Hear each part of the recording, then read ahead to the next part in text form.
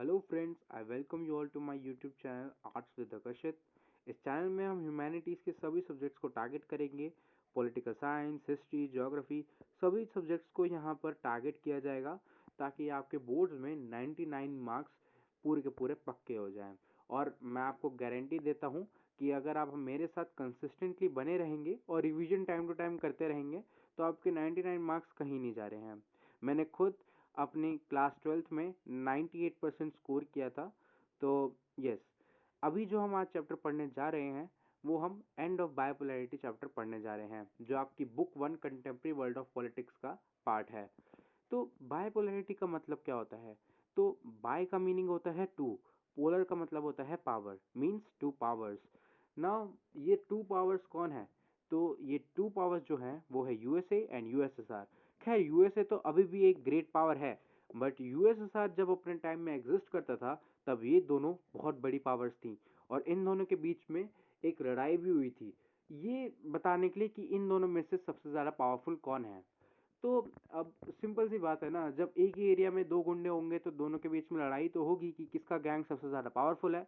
तो सेम इनके साथ भी ये हुआ था, बट इनकी लड़ाई के पीछे का रीज़न क्या था?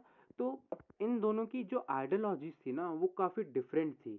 जो यूएसए आइडियोलॉजी फॉलो करता था वो कैपिटलिस्ट आइडियोलॉजी फॉलो करता था, वहीं पर जो यूएसएसआर था वो एक सोशलिस्ट आइडियोलॉजी फॉलो करता था।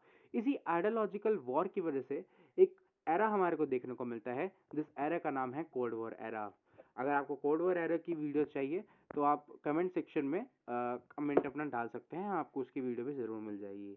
नाउ ये जो कोल्ड वॉर एरा था वो कब से स्टार्ट हुआ था, यानी इन दोनों की भिड़ंत कब से स्टार्ट हुई थी? तो आफ्टर सेकेंड वर्ल्ड वॉर ये क्लियरली वर्ल्ड में दिख गया था कि हाँ, अब इन दोनों के बीच में कुछ खटास हो गई है, जिसकी वजह से अब इनकी लड़ाइयाँ चालू हो गई हैं। दोनों एक दूसरे के नीचा दिखाने के लिए किसी भी हद तक गुजर रहे हैं। तो अब इस चैप्टर में हम मेनली बात करने जा रहे हैं इस बायपोलैरिटी के एंड की, यानी ये जो बायपोलर वर्ल्ड बन गया था, एक तरफ यूएसए का राज, एक तरफ यूएसएसआर का राज, तो ये राज जो दोनों का अच्छा खासा चल रहा था, अब ये एक राज जो था यूएसएसआर का वो कैसे डूब गया, उसी के बारे में हम इस चैप्टर में अब पढ़ने जा रहे हैं। तो मेनली यूएसएसआर पर फोकस होगा इस चैप्टर में। तो या let's begin. How USSR came into existence. तो यूएसएसआर अपने एग्जिस्टेंस में कैसे आया था? तो during 1917 there is an socialist movement led by Vladimir Lenin comprises of 15 republic. Okay, तो 1917 के दौरान व्लादिमीर लेनिन, जो कि एक सोशलिस्ट लीडर थे, उन्होंने एक सोशलिस्ट मूवमेंट लेड किया था जिसकी वजह से यूएसएसआर अपने एग्जिस्टेंस में आया था। अब ये जो यूएसएसआर था ये कोई कंट्री नहीं है लाइक इंडिया, ये एक अलायंस थी जो कि 15 स्टेट्स को मिला के बनी थी। और ये जो 15 स्टेट्स थी वो कैसे एक दूसरे के साथ जुड़ी हुई थी? तो एक वॉर्सो मिलिट्री पैक्ट था, ओ सॉरी, एक मिलिट्री अलायंस थी इनकी जिसका नाम वॉर्सो पैक्ट था। तो हाउ वाज द यूएसएसआर? अब यूएसएसआर कैसा था दिखने में, है ना? मतलब क्या उसकी स्पेशलिटी थी, क्या उसके डिसएडवांटेज थे, एडवांटेजेस थे? तो it follows the socialist ideology, जैसे कि मैंने आपको पहले ही बताया था कि यूएसएसआर एक सोशलिस्ट आइडियोलॉजी को फॉलो करता था। तो आपको सोशलिस्ट आइडियोलॉजी का मीनिंग पता होना इम्पॉर्टेंट है।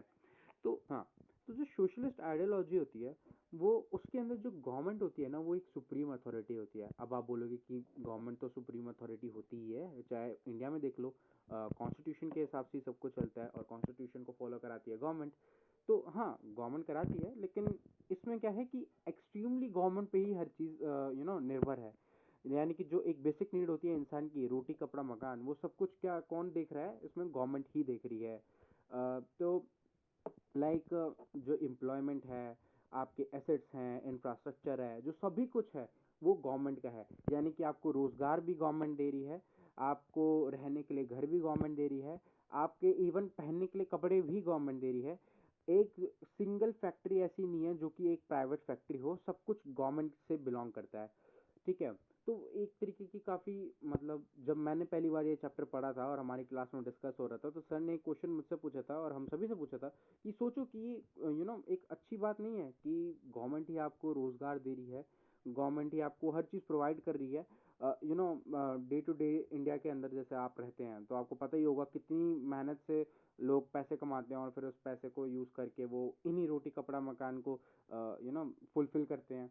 बट यहाँ पर क्या हो रहा है, सब कुछ गवर्नमेंट ही दे रही है। तो इज़न्ट गुड। स्टार्टिंग में मुझे लगा था हाँ, बट लेटर जब हम चैप्टर पढ़ने जा रहे थे तो हमें पता चला कि ये जो रीज़न है ना कि ये फ्री में सब कुछ मिल रहा है, ये फ्री का खाना पीना ही इन लोगों को महंगा पड़ गया और यूएसएसआर डूबी। जी हाँ।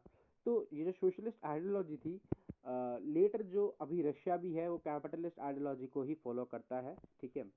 करना पड़ा बिकॉज कैपिटलिस्ट आइडियोलॉजी, मतलब इसमें हर किसी का ओपिनियन हो सकता है, बट आई थिंक कि capitalist ideology is far more better than the socialist ideology. Comment करके आप बता सकते हैं आपकी क्या राय है इस पे। तो अब पॉलिटिकल की बात करते हैं, पॉलिटिकल फेस की। तो जो यूएसएसआर का पॉलिटिकल सिस्टम था वो कम्युनिस्ट पार्टी रूल वहाँ पे चलता था, यानी उधर ओपोजिशन बिल्कुल भी नहीं था, ठीक है। अब यानी कि एक ही पार्टी का शासन वहाँ पे चल रहा है, ठीक है। तो मीन्स डेमोक्रेसी वहाँ पर नहीं थी।